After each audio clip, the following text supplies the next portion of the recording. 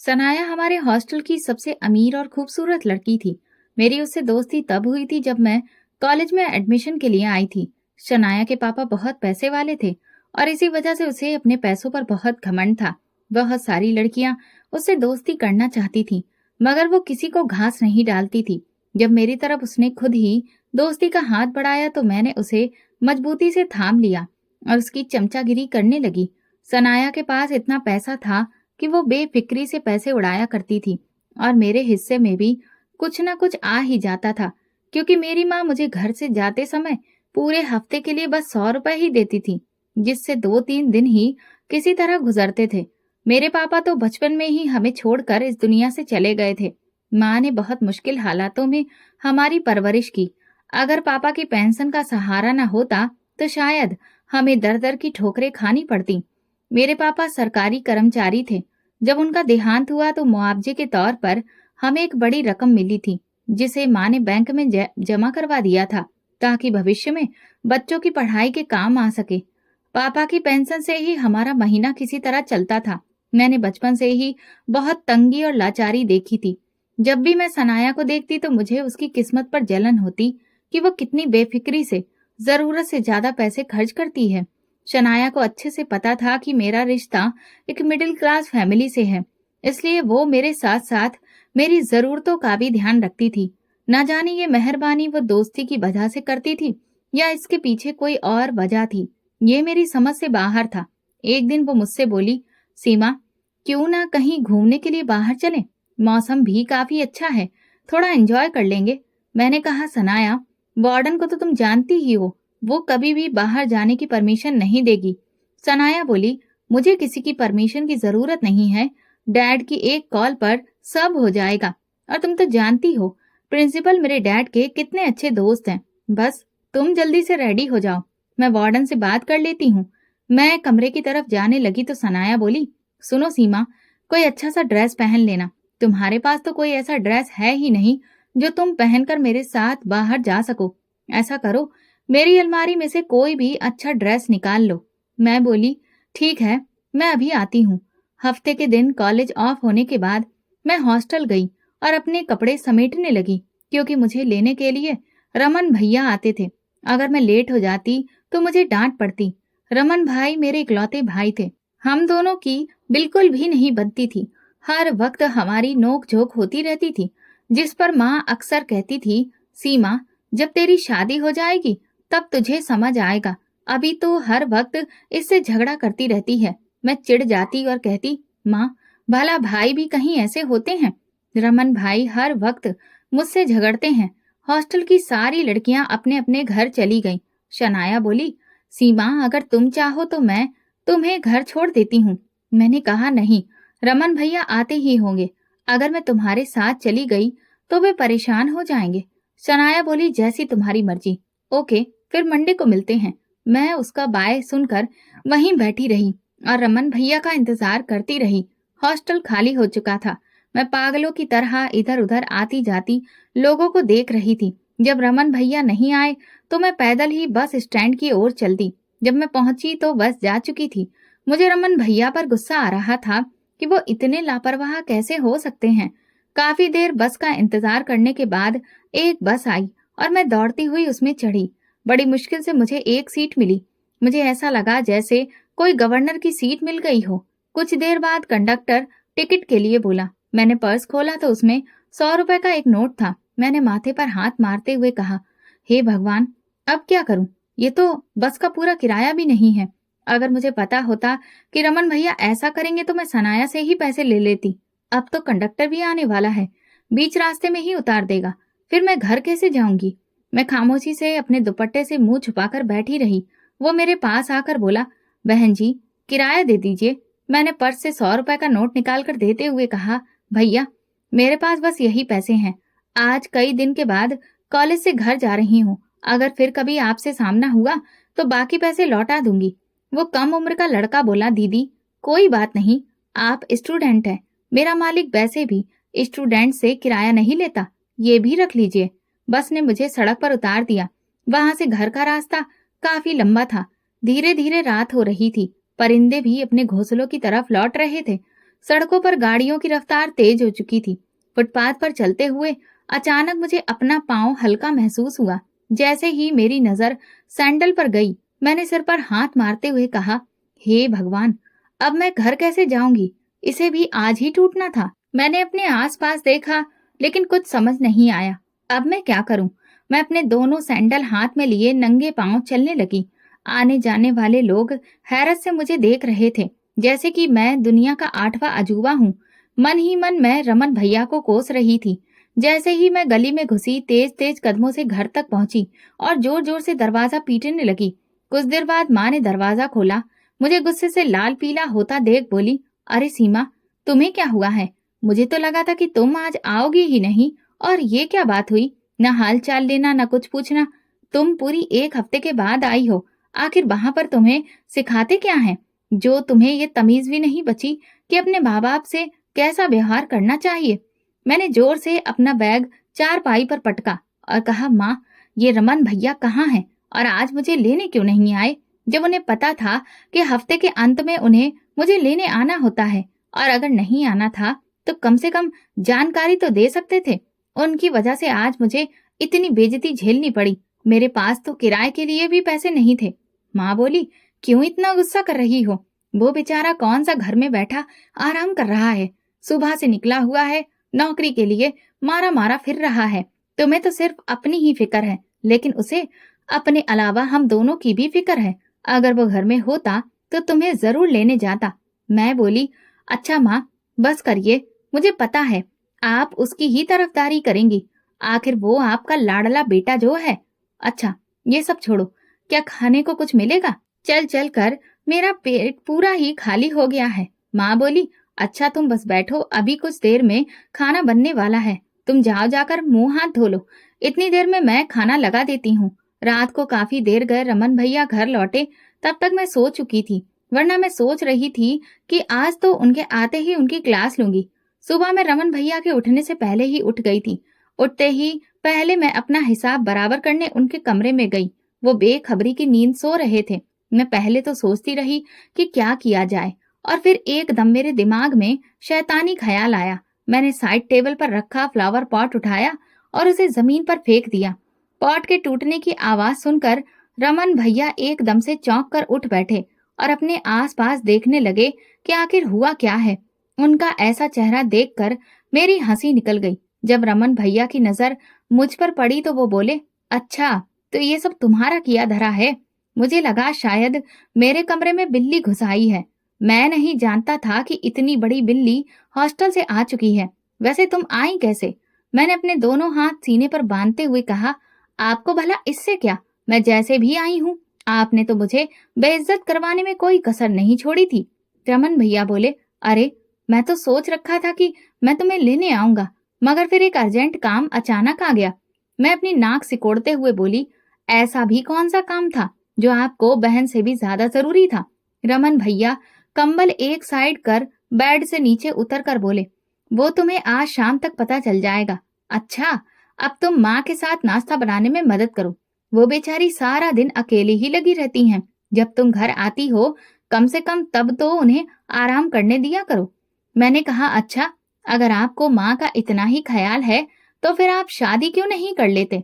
जब आपकी पत्नी आ जाएगी तो खुद ही सारा घर संभाल लेगी, माँ को भी आराम मिल जाएगा। भैया बोले, नहीं सीमा, पहले तो मैं तुम्हारी शादी करूंगा, उसके बाद अपने बारे में सोचूंगा। मैं भैया की तरफ आंखें निकालते हुए बोली, इसका मतलब ये है कि आप अपनी पत्नी के आने से पहले ही मुझे इस घर से निकालना चाहते हैं, ताकि मैं अपनी भाभी पर रौब ना जमा सकूं। भैया ने अपने दोनों हाथ कमर पर रखते हुए कहा, अच्छा, तो तुम मेरी शादी इस वजह से करवाना चाहती हो ताकि तुम मेरी पत्नी पर अपना हुक्म चला सको। फिर तो मैं कभी भी तुमसे पहले शादी नहीं करूंगा। मैं नाराज होते हुए भैया के कमरे से बाहर आ गई। वो पीछे से आवाज देते रहे, अरे सीमा, मैं तो मजाक कर रहा हूँ, तुम तो मेरी बात का बुरा मान गई। मैं मुंह फुलाए किचन में आ गई। माँ बोली, तुम्हें क्या हुआ है? क्यों ऐसे मुंह फुलाकर घूम रही हो? क्या रमन ने कुछ कहा है? एक तो ये तुम दोनों की हर वक्त की लड़ाई। अब तुम दोनों बड़े हो गए हो, अब तो ये लड़ना झगड़ना छोड़ दो। भगवान जाने तुम दोनों को कब अकल आएगी। मैंने कहा, माँ, भैया मुझे जानबूझकर परेशान करते हैं। माँ ने कहा, सीमा, मैं तुम्हें भी अच्छी तरह से जानती हूँ, तुम भी कुछ कम नहीं हो। मैं पैर पटकती हुई अपने कमरे में चली गई। मुझे पता है आप भैया की साइड लेंगी। मैं अब की बार हॉस्टल चली गई तो जल्दी नहीं आऊंगी, मगर आपको क्या फर्क पड़ता है, चाहे तो पूरी जिंदगी ना आऊं। माँ बोली, अच्छा, बात तो सुनती जाओ, नाश्ता कर लो। सुबह सुबह इतना गुस्सा अच्छा नहीं होता। मैं माँ की बात सुनने के लिए रुकी, लेकिन ये कहते हुए फिर आगे बढ़ गई। नाश्ता आप अपने बेटे को ही करवाइए, जब मेरा जी चाहेगा मैं कर लूंगी। कुछ देर बाद माँ ट्रे में नाश्ता लिए मेरे कमरे में आई, मेरे सामने रखते हुए बोली, सीमा, ये लो, नाश्ता कर लो।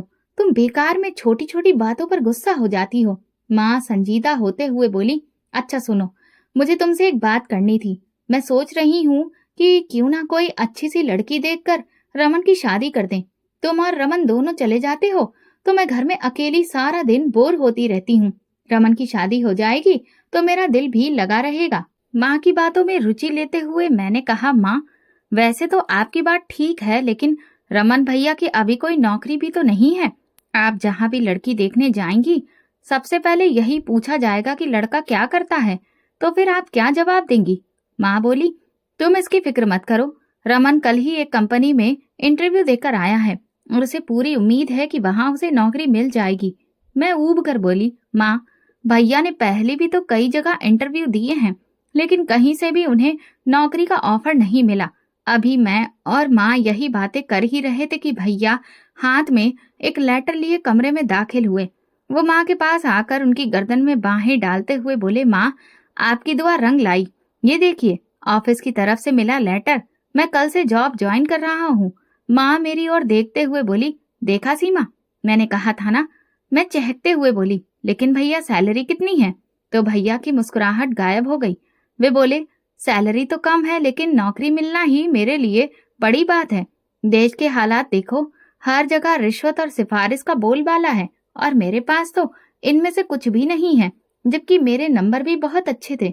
माँ ने रमन भैया के कंधे पर हाथ रखते हुए कहा, बेटा, अगर तुम मेहनत और लगन से काम करोगे तो तरक्की जरूर होगी और सैलरी भी बढ़ेगी।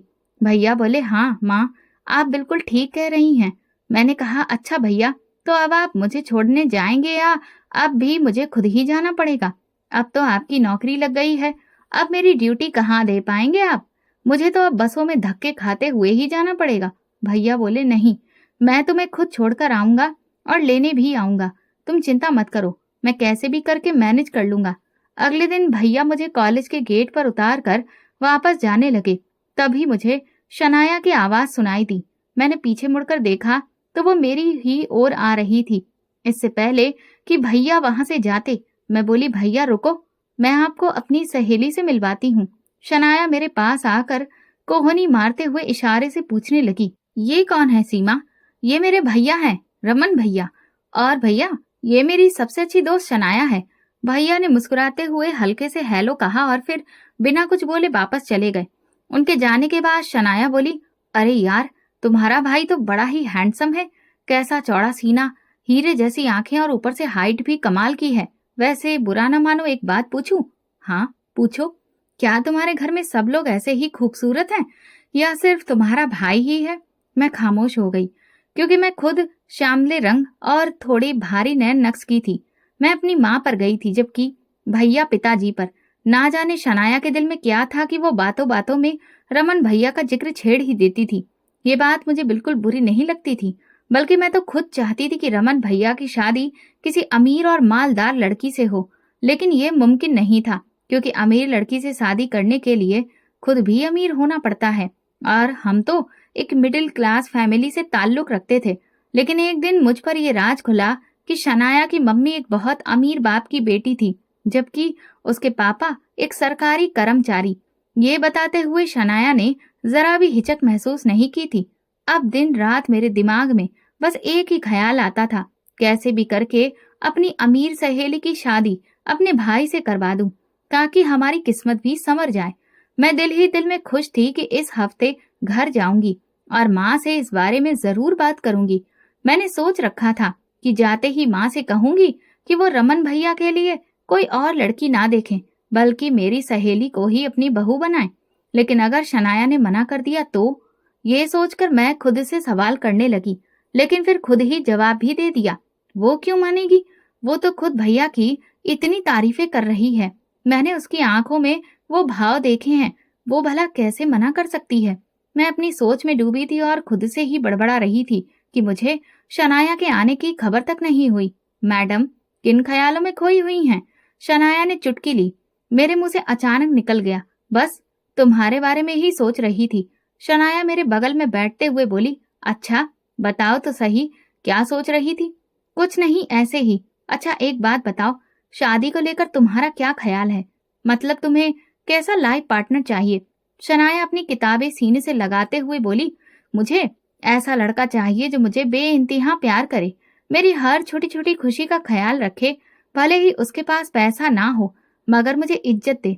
और हाँ, एक बात और, उसकी हाइट अच्छी हो और ऐसा हो कि जो भी उसे पहली नजर में देखे वो बस उसके दिल में उतर जाए। मैं आंखें फाड़कर उसकी तरफ देखते हुए बोली, अच्छा तो तुम्हें ये सारी खूबियां एक ही इंसान में चाहिए? शनाया अपने ख्यालों से बाहर आई और बोली, जी हाँ, अगर ये सब क्वालिटीज मुझे किसी में मिल गई तो मैं शादी करूंगी, वरना सारी जिंदगी ऐसे ही गुजार दूंगी। वो मेरा हाथ पकड़ते हुए बोली, अच्छा चलो, क्लास नहीं लेनी है क्या? और फिर मुझे घर के लिए भी निकलना है। वैसे सीमा, इस बार भी तुम्हें कोई लेने आ रहा है या फिर तुम अकेली ही जाओगी? मैं मुस्कुराते हुए बोली, नहीं, रमन भैया लेने आएंगे। लास्ट टाइम उन्हें कोई जरूरी काम था जिसकी वजह से वे नहीं आ सके। मुझे रमन भैया का कॉल आया कि वे कॉलेज के बाहर गेट पर खड़े मेरा इंतजार कर रहे हैं। मैं जल्दी से अपना कुछ जरूरी सामान बैग में डाला और तेज तेज कदमों से हॉस्टल से बाहर निकली। सामने ही कॉलेज के लॉन में मुझे शनाया नजर आई। मुझे बाहर जाते हुए देखकर वो मेरे पास आई। सीमा, घर जा रही हो क्या?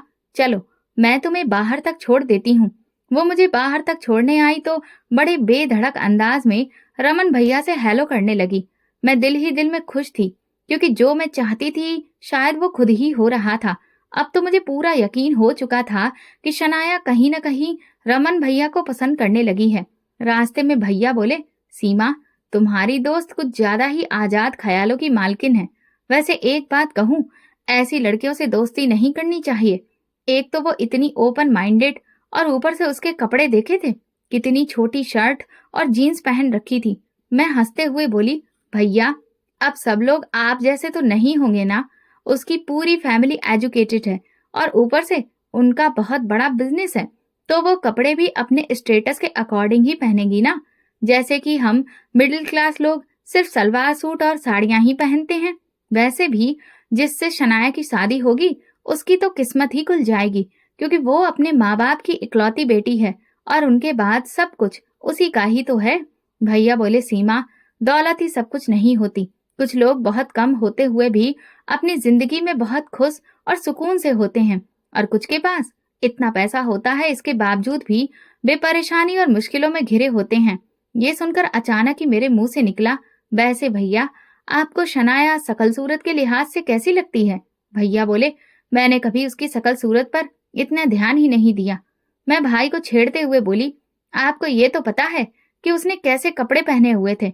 अचानक से बाइक रुकी। भैया चिल्लाए, चलो नीचे उतरो। सारे रास्ते मेरा दिमाग चाटती रही हो। मैं कंधे पर अपना बैग लटकाए हुए बोली, आप तो जैसे सारे रास्ते खामोश बैठे रहे थे। माँ दरवाजे पर खड़ी थी। वे बोली, सीमा, तुम तो आते ही शुरू हो गई। कम से कम ये तो देख लो कि तुम लोग गली में खड़े हो। मैं माँ को गले लगाते हुए बोली, माँ, आप मेरे साथ ना इंसाफी करती हैं। कसूर चाहे भैया का भी हो, फिर भी आप मुझे ही डांटती हैं। माँ मेरे माथे पर हाथ फेरते हुए बोली, सीमा, मैं तो तुम दोनों को ही समझाती हूँ कि प्यार से रहा करो। जब तुम ब्याह कर यहाँ से चली जाओगी तो फिर अपने भाई को याद करोगी। मैं भाई की तरफ इशारा करते हुए बोली, इन्हें और याद कभी भी नहीं। मैं तो शुक्र करूंगी कि मेरी इनसे जान छूट गई।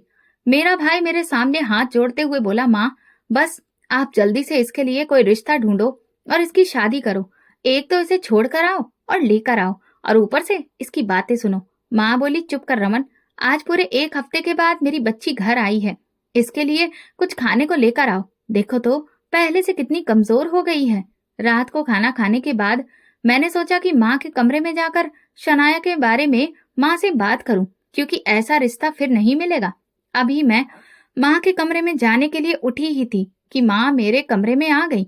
अरे माँ, मैं तो आपके पास ही आ रही थी, आपसे बहुत जरूरी बात करनी है। मैं माँ को दोनों हाथों से पकड़ते हुए अपने पास बिठाकर बोली, आप कह रही थी कि भाई की शादी करनी है, तो मेरी नजर में एक लड़की है जो खूबसूरत होने के साथ साथ बहुत पैसे वाले माँ बाप की इकलौती बेटी है। नहीं सीमा, हमें कोई अमीर खानदान की लड़की नहीं चाहिए। माँ बोली, मैं तो रमन का रिश्ता अपने बराबर के लोगों में करूंगी। हमें किसी के धन दौलत की जरूरत नहीं है। मेरा बेटा इतना तो काबिल है कि वो अपनी पत्नी और बच्चों को अच्छी जिंदगी दे सकता है। मैं तुमसे ये कहने आई थी कि तुम शाम को तैयार हो जाना, रमन के लिए रिश्ता देखने जाना है। मैंने कहा, लेकिन माँ, इतनी जल्दी? थोड़ा सब्र कर लीजिए। माँ बोली, और कितना सब्र करूं? मैं तो बस इस बात के इंतजार में थी कि कब रमन की नौकरी लगे और कब मैं उसका रिश्ता पक्का करके तुरंत उसकी शादी करवा दूं। मैं मुंह बनाते हुए बोली, माँ, आपका एक ही तो बेटा है, क्या उसकी भी साधारण सी शादी करेंगी? माँ बोली, देखो सीमा, मैंने जो लड़की पसंद की है वो अनाथ है। मैं इस पक्ष में बिल्कुल नहीं हूँ कि किसी पर बिना वजह बोझ डाला जाए। मैं चाहती हूँ कि बस 4 गवाहों की मौजूदगी में लड़की को ब्याह कर ले आऊं। बस तुम शाम को तैयार रहना। लड़की तो मुझे पहले से ही पसंद है, बस जाकर छोटी मोटी रस्में करवा देंगे। मैं बोली, मगर माँ, सोच लीजिए, फिर ये ना हो कि गरीब घर की बहू लाकर आप बाद में पछताएं। माँ बोली, जैसी वो सुलझी हुई लड़की है, सवाल ही पैदा नहीं होता कि मैं अपने फैसले पर पछताऊंगी। रमन को भी लड़की पसंद है। अच्छा, तो मतलब आप दोनों माँ बेटे ने पहले ही लड़की पसंद कर रखी थी। मुझे तो किसी ने बताना भी जरूरी नहीं समझा। मैं तो किसी के लिए जरूरी ही नहीं हूँ। मैंने तंज कसते हुए कहा। माँ बोली, इसीलिए तो तुम्हें शाम को साथ में लेकर जा रही हूँ, तुम भी उसे देख लेना। मैंने कहा, अब देखने का क्या फायदा, जब दोनों ने फैसला कर ही लिया है तो मेरे चाहने या ना चाहने से क्या होगा। शाम को ना चाहते हुए भी मैं माँ के साथ लड़की देखने के लिए चली गई, क्योंकि मैं नहीं चाहती थी कि मेरे ना जाने की वजह से मेरे भाई के दिल में मेरे लिए कोई गलत ख्याल पैदा हो। देखने में तो भाई की मंगेतर काफी खूबसूरत थी, मगर मुझे वो एक आंख भी नहीं भाई, क्योंकि मैं उसकी जगह शनाया को देखना चाहती थी। मैंने उससे कोई भी खास बातचीत नहीं की। उसके घर वालों और माँ के फैसले के बाद 3 दिन में ही शादी की तारीख तय कर दी गई। इस दौरान माँ ने मुझे कॉलेज जाने से सख्ती से मना कर दिया। उनका कहना था कि मैं अकेली यहाँ पर क्या क्या करूंगी। रमन भैया अपने ऑफिस के काम में व्यस्त थे, पर बोले, माँ, रहने दीजिए, इसे जाने दीजिए। ऐसा लगता है कि इसे मेरी शादी की कोई खुशी नहीं है। पहले तो बड़ा कहती थी, शादी कर लो। मैं चारपाई पर बैठते हुए बोली, मैं कहीं नहीं जा रही। मैं कॉलेज से पूरे 1 हफ्ते की छुट्टी ले चुकी हूँ। आखिर को मेरे लाडले भाई की शादी है। रमन भैया मेरी तरफ देखकर मुस्कुराते हुए बोले, तो फिर ठीक है माँ, जिन जिन चीजों की आपको जरूरत है मुझे वो लिस्ट बनाकर दें। मैं कल ऑफिस से आते हुए ले आऊंगा, और कल शाम आपको और सीमा को शॉपिंग के लिए भी लेकर जाऊंगा। जो भी लेना हो ले लेना। मैंने मना कर दिया तो माँ कहने लगी, क्यों, शादी वाले दिन क्या तुम ऐसे ही मुंह उठाकर चली जाओगी? आखिर तुम दूल्हे की बहन हो, कोई अच्छी सी ड्रेस पहनकर शादी में चलना। मधु शादी करके हमारे घर में आ गई। वो बहुत ही संस्कारी और समझदार लड़की थी। शादी के कुछ ही दिनों के बाद उसने पूरा घर संभाल लिया। घर के साथ साथ वो माँ की भी बहुत सेवा करती थी, लेकिन मुझे वो बिल्कुल भी पसंद नहीं आई। बात बात पर मैं उसकी बेइज्जती कर दिया करती थी, जो माँ को बिल्कुल अच्छा नहीं लगता था। मधु कहती, माँ, कोई बात नहीं, धीरे धीरे मैं सीमा के दिल में भी जगह बना लूंगी। 1 हफ्ते की छुट्टी के बाद जब मैं कॉलेज गई तो शनाया मेरे लिए बेहद बेचैन थी। वो मुझे देखकर बोली, सीमा, पूरा 1 हफ्ता कहाँ गायब रही हो तुम? सब ठीक तो है ना? तुम्हें पता है मैं तुम्हारे बिना यहाँ पूरा हफ्ता कितनी बोरियत में गुजारी हूँ। मैंने कहा, कुछ नहीं यार, बस घर में एक इमरजेंसी हो गई थी। माँ की तबीयत ठीक नहीं थी, इसलिए मुझे कॉलेज से छुट्टी लेनी पड़ी। मैंने शनाया को इस बात की जरा भी भनक नहीं लगने दी कि मैं रमन भैया की शादी की वजह से घर पर रुकी हुई थी। शनाया बोली, किन ख्यालों में खोई हो? अच्छा सीमा, तुम्हें पता है मेरा बर्थडे था और मेरे डैड ने मुझे गाड़ी गिफ्ट की है। किसी दिन लॉन्ग ड्राइव पर चलेंगे। मैं बस मुस्कुरा दी। एग्जाम पास ही थे, इसलिए मैंने हॉस्टल से घर जाने का फैसला किया। मैं घर पर रहकर एग्जाम्स की तैयारी करना चाहती थी। तैयारी के साथ साथ मैंने उस काम को भी अंजाम देना चाहा जो मैं भाई की शादी से पहले ही सोच चुकी थी। भाई मुझे हॉस्टल लेने के लिए आए तो शनाया बोली, किसी दिन अपने भाई को लेकर हमारे घर आओ ना, मैं तुम्हें अपनी मॉम और डैड से मिलवाना चाहती हूँ। मैंने कहा क्यों नहीं, हम लोग किसी दिन तुम्हारे घर पर जरूर आएंगे। अपने घर आते ही मैं मधु पर हुक्म चलाना शुरू कर दिया था। हर छोटे से छोटे काम के लिए मैं उससे कहती और फिर उसके कामों में कमियां निकालती। धीरे धीरे मैंने भैया के कान भरने शुरू कर दिए मधु के खिलाफ। उनके दिमाग में जहर भरने लगी।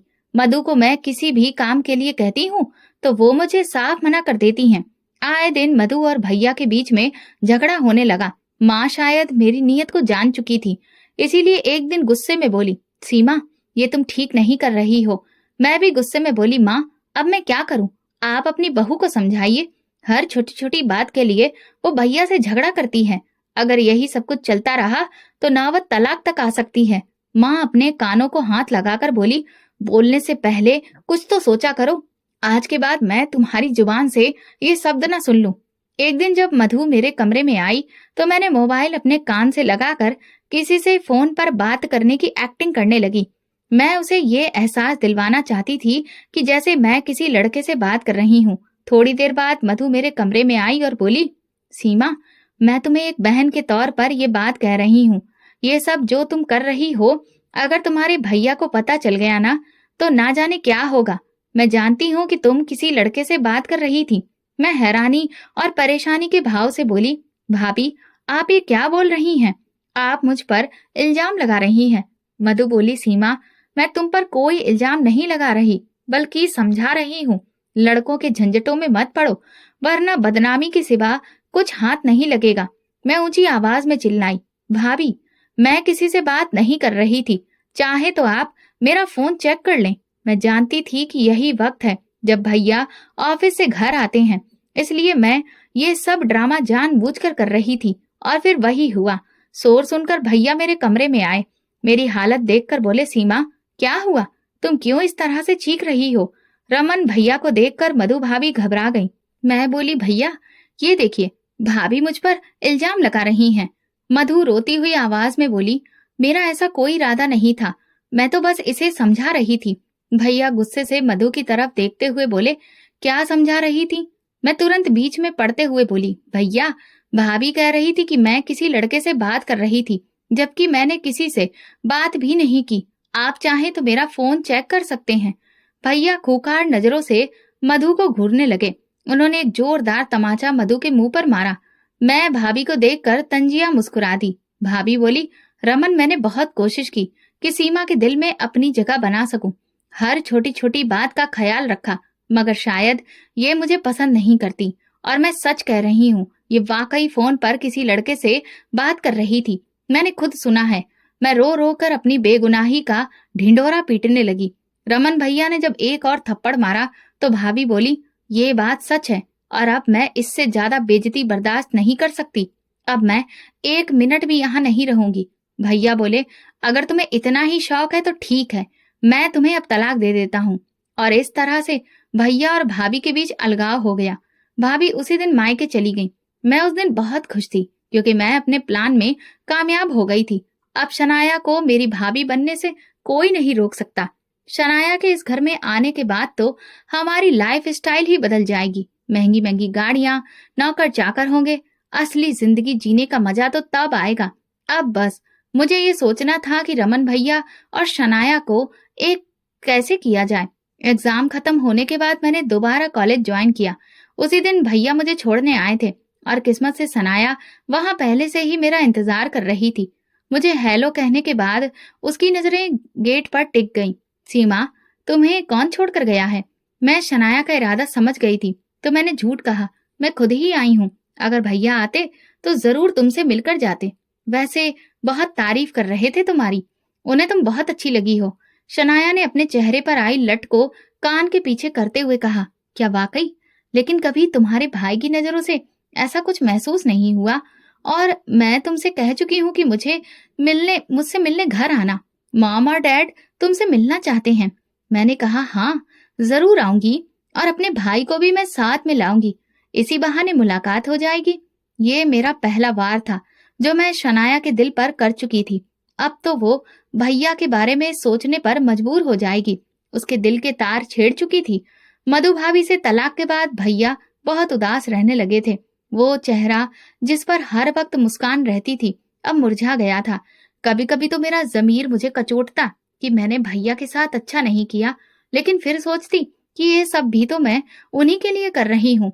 माँ कुछ दिन के लिए अपने मायके गई थी। जब उन्हें पता चला कि भैया ने भाभी को तलाक दे दिया है तो उन्होंने बहुत हंगामा मचाया। वो गुस्से में भैया का गिरेबान पकड़ते हुए बोली, ये सब तुमने सीमा के कहने पर किया है ना? मैं पहले ही जानती थी ये लड़की कुछ ना कुछ उल्टा जरूर करेगी। मेरी किस्मत खराब थी जो मैं कुछ दिन के लिए वहां चली गई। भैया बोले, अम्मा मैं क्या करता? वो सीमा पर इतने गंदे इल्जाम लगा रही थी तो एक भाई अपनी बहन पर ऐसे इल्जाम कैसे बर्दाश्त करता? माँ निडाल होकर चारपाई पर बैठ गई और बोली, रमन कम से कम मेरे आने का तो इंतजार कर लेते। इतना बड़ा फैसला अकेले कैसे ले लिया? अब मैं उन लोगों को क्या मुंह दिखाऊंगी? इस बीच शनाया ने घर पर एक छोटी सी पार्टी रखी। मैं और रमन भैया उसमें इनवाइटेड थे। बहुत मान मनब्बल के बाद मैं भैया को वहां ले जा पाई। एड्रेस के मुताबिक जब हम शनाया के घर पहुंचे तो पूरा घर रोशनियों से सजा था। शनाया भाई से मिली और फिर हमें अपने माँ बाप से मिलवाया। मैं तो शनाया का रहन सहन देखकर दंग रह गई थी। वो मेरी सोच से भी ज्यादा ऐशो आराम में रहती थी। रात को हम काफी देर से घर लौटे। रमन भैया अपने कमरे में चले गए और मैं माँ के पास गई। माँ मुझे आपसे भैया के बारे में बात करनी है। मैंने कहा। माँ पास बैठकर बोली, हाँ बोलो, सब ठीक तो है? माँ भैया के रिश्ते की बात करनी थी। मैंने पहले भी आपको बताया था मेरी सहेली है जो भैया को पसंद करती है। क्यों ना हम भैया का रिश्ता लेकर उनके घर जाएं। अगर भैया का रिश्ता वहां हो गया तो हमारी किस्मत खुल जाएगी। माँ ने कहा, ठीक है मैं तैयार हूँ, लेकिन इसके लिए तुम्हें भी मेरी एक बात माननी होगी। रमन के साथ ही तुम्हारी भी मैं शादी कर देना चाहती हूँ ताकि जल्दी से जल्दी ये फर्ज भी पूरा हो जाए। मैंने कहा, माँ मैं भला बीच में कहाँ से आ गई? पहले आप भैया की शादी तो कीजिए। माँ बोली, ये अब मेरा अटल फैसला है कि जिस दिन रमन की शादी होगी उसी दिन तुम्हारी भी विदाई होगी। मैं जानती थी कि माँ एक बार जो कह देती है उससे पीछे नहीं हटती, इसलिए मैंने माँ का फैसला मान लिया। मैं शनाया के दिल की बात तो पहले से ही जानती थी, फिर भी मैंने उससे बात करना जरूरी समझा। मैंने कहा, हम लोग तुम्हारे घर भाई का रिश्ता लेकर आना चाहते हैं। तुम्हें अगर कोई ऐतराज हो तो बता देना। ये सुनकर शनाया की खुशी का तो कोई ठिकाना ही नहीं रहा। उसकी आंखों में खुशी की चमक थी जो मैंने देखी। वो बोली, हाँ ठीक है, मैं आज ही मॉम से बात कर लूंगी। तुम लोग कल किसी भी वक्त आ जाना। मैंने कहा, शनाया तुम्हारे माँ बाप को तो इस रिश्ते पर कोई ऐतराज नहीं होगा ना? क्योंकि हम दोनों के घरों के बीच स्टेटस का बहुत फर्क है। आप लोग कहाँ और हम लोग कहाँ? शनाया बोली, सीमा मेरे लिए स्टेटस कोई मायने नहीं रखता। वैसे भी मैं रमन को पसंद करती हूँ और जो कुछ मेरे माँ बाप के पास है वो सब मेरा ही तो है। बस तुम लोग आने से पहले मुझे इन्फॉर्म कर देना। माँ ने रिश्ते वाली आंटी की मदद से मेरे लिए भी एक रिश्ता ढूंढ लिया था। लड़का बहुत अच्छी कंपनी में नौकरी करता था, उसकी अच्छी खासी सैलरी थी। शनाया के घर वालों को ये रिश्ता मंजूर था। एक ही दिन में मेरा और भाई दोनों की शादी कर दी गई। शनाया आखिरकार हमारे घर आ गई और मैं पराए घर चली गई। मगर शादी के तीसरे दिन ही मेरे ससुराल वालों ने अपने असली रंग ढंग दिखाना शुरू कर दिए। उन्होंने मुझे मार पीट कर घर से निकाल दिया और साथ ही साथ मेरे हाथ में तलाक के कागज थमा दिए। मेरे माथे पर तलाक का कलंक लग गया। मैं अपने मायके वापस आ गई तो आते ही माँ ने गले लगाकर कहा, बेटा। और फिर वो रोने लगी। माँ मेरी तो दुनिया ही उजड़ गई। उन लोगों ने मुझे मार पीट कर निकाल दिया। तुमने ही धीरज से काम लिया होता तो कितना अच्छा होता बेटा। अगर उन लोगों की गलती थी तो गलती तुम्हारी भी तो होगी ना। इस तरह यूं ही तो उन्होंने तुम्हें मार पीट कर नहीं निकाला होगा। मैं दुहाई देते हुए बोली, माँ उन लोगों ने जो कुछ मुझसे कहा मैंने वही किया। ये सब मेरी ननद का किया धरा है। वही अपने भाई और माँ बाप को मेरे खिलाफ भड़का रही थी। भैया गुस्से से आग बबूला होते हुए बोले, मैं उन लोगों को छोड़ूंगा नहीं। शनाया भैया का बाजू पकड़कर बोली, आप रुकिए, आप कहाँ जा रहे हैं? भला आप क्या कहेंगे उन लोगों से? अब तो वो सीमा को तलाक दे चुके हैं। अगर इसमें थोड़ा सा भी सब्र होता तो आज ये तलाक के कागज लेकर इस तरह मायके में खड़ी नहीं होती। लड़ाई झगड़े तो हर घर में होते हैं, इसका मतलब ये तो नहीं कि इंसान अपना घर ही उजाड़ ले। मैं हैरानी से सनाया की तरफ देखते हुए बोली, शनाया, तुम कैसी बातें कर रही हो? मैंने कहा ना कि इसमें मेरी कोई गलती नहीं है। पहले दिन से ही वो लोग मुझ पर जुल्म कर रहे थे और आज तो उन्होंने हद ही कर दी। मैंने रमन भैया को अपना बाजू दिखाते हुए कहा, भैया ये देखिए किस कदर बेदर्दी से उन्होंने मुझे मारा है। मेरे जख्म देखकर माँ तड़प उठी और आंसू बहाते हुए मेरे जख्मों को सहलाने लगी। मेरी बच्ची, मुझे माफ कर दो। मुझे तो लगा था कि वो लोग बहुत अच्छे और सुलझे हुए लोग हैं। मुझे क्या पता था कि वो इंसान की शक्ल में भेड़िया हैं। शनाया भैया का बाजू पकड़कर उन्हें कमरे में ले गई। मुझे तो हैरत थी कि भैया भी चुपचाप उसके साथ चले गए।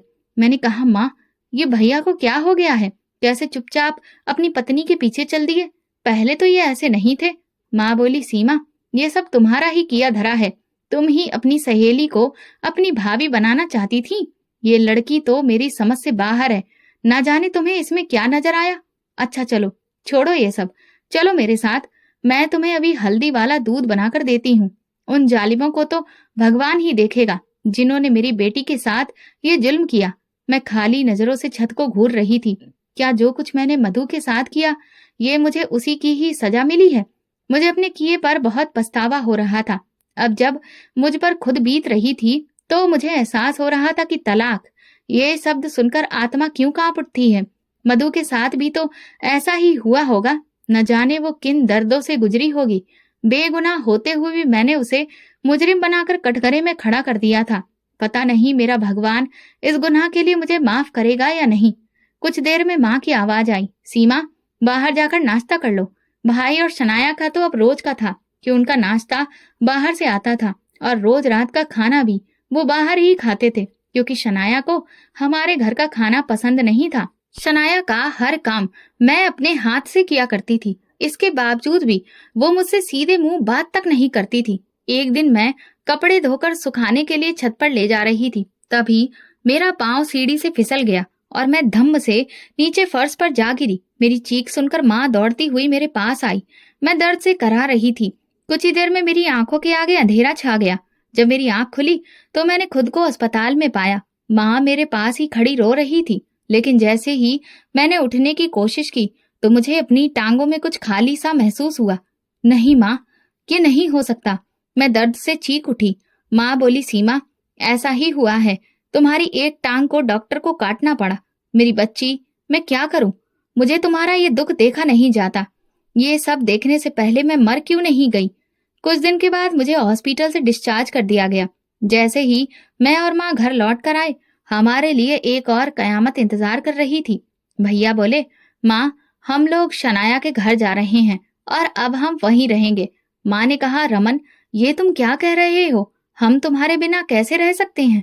भैया बोले, माँ, आप और सीमा दोनों हैं ना एक दूसरे के लिए, और फिर मैं हर महीने आपको खर्चे के पैसे भेजता रहूंगा। आप जानती हैं शनाया इस माहौल में कहाँ रह सकती है। वो मेरी पत्नी है, मैं उसे अकेला नहीं छोड़ सकता, इसलिए मैं उसके साथ जा रहा हूँ। ये कहकर रमन भैया चले गए और अपने पीछे हजारों सवाल छोड़ गए। मैं मुंह दूसरी तरफ करके माँ से अपने आंसू छुपाने की कोशिश कर रही थी। माँ अपने होशो हवास से बेगानी खड़ी भैया को जाते हुए देख रही थी। मैंने माँ से कहा, होश में आओ माँ, मुझे माफ कर दो, मैं गलत थी। मुझे लगा कि पैसे से हमारी हर मुश्किल आसान हो जाएगी। पैसे के लालच में ही मैंने मधु के साथ इतनी नाइंसाफी की कि आज मैं उसकी ही सजा भुगत रही हूँ। इसी पैसे की वजह से भैया आज हमसे दूर हो गए। मैं माँ के आगे हाथ जोड़कर बोली, भगवान के वास्ते मुझे माफ कर दो माँ। माँ ने मेरे हाथ पकड़कर अपने होठों से लगाए और बोली, माफी मुझसे नहीं बल्कि भगवान से मांगो। हो सकता है कि वो तुम्हारी मुश्किलें आसान कर दें और तुम्हारी सजा कम कर दें, क्योंकि एक बेगुनाह इंसान के साथ किया गया जुल्म आखिरी तक हमारा पीछा नहीं छोड़ता। तुम्हें मधु की बद्दुआ लगी है। मैं करवट लेकर रोते हुए सोच रही थी, मैं तो अपने भगवान से माफी बहुत पहले ही मांग चुकी हूँ, मगर शायद मेरे भगवान ने मुझे माफ ही नहीं किया। इसीलिए तो मुझ पर उन्होंने कहर बरसाया है कि आज मैं लाचारी की जिंदगी जी रही हूँ। तो दोस्तों, आप बताइए, क्या हमें लालच में आकर दूसरों के साथ ऐसा सुलूक करना चाहिए जैसा कि मैंने मधु के साथ किया? दोस्तों, अगर आपको हमारी कहानी पसंद आई है तो कमेंट करके जरूर बताएं। वीडियो को लाइक करें और ज्यादा से ज्यादा शेयर करें। अगर आप चैनल पर नए हैं तो सब्सक्राइब जरूर करें और नोटिफिकेशन बेल दबाएं ताकि अगली अपडेट सबसे पहले आपको मिले। धन्यवाद।